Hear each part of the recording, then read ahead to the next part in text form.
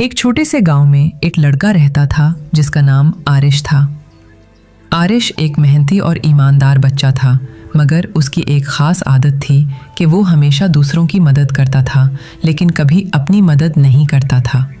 वो हमेशा दूसरों के लिए मौजूद रहता, मगर जब अपनी बारी आती तो वो कभी किसी से मदद नहीं लेता। एक दिन आरिश गांव के एक बुज़ुर्ग आदमी के पास आया और उस बुज़ुर्ग ने आरिश को एक अजीब सी लकड़ी दी। बुज़ुर्ग आदमी ने आरिश से कहा, ये लकड़ी तुम्हारे लिए एक ख़ास तोहफ़ा है। जब भी तुम्हें मदद की ज़रूरत हो, ये लकड़ी तुम्हारे काम आएगी, लेकिन याद रखना, इसका इस्तेमाल सिर्फ उस वक्त करना जब तुम खुद अपनी मदद करने में नाकाम हो।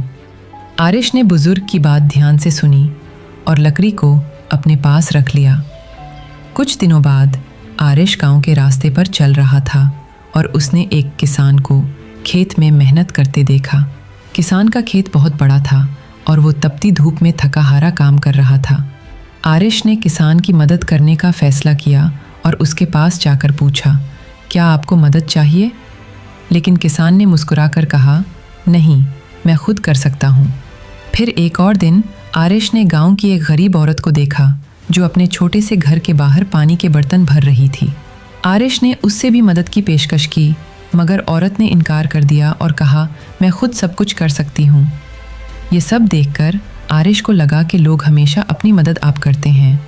लेकिन एक दिन आरिश खुद एक मुश्किल में फंस गया। वो रास्ते पर चलते हुए फिसल गया और उसकी टांग में चोट लग गई। वो चलने के काबिल ना रहा और मदद के लिए पुकारने लगा, मगर वहाँ कोई नहीं था। इसी लम्हे आरिश को उस बुज़ुर्ग आदमी की दी हुई लकड़ी याद आई और उसने फैसला किया कि अब वो लकड़ी इस्तेमाल करेगा। जैसे ही आरिश ने लकड़ी को ज़मीन पर रखा, अचानक एक अजीब सी ताकत ने उसकी मदद की और वो उठकर चलने के काबिल हो गया। आरिश ने उस दिन एक बहुत बड़ा सबक सीखा। हमें दूसरों की मदद ज़रूर करनी चाहिए, मगर कभी-कभी अपनी मदद के लिए हमें दूसरों की मदद भी कबूल करनी चाहिए।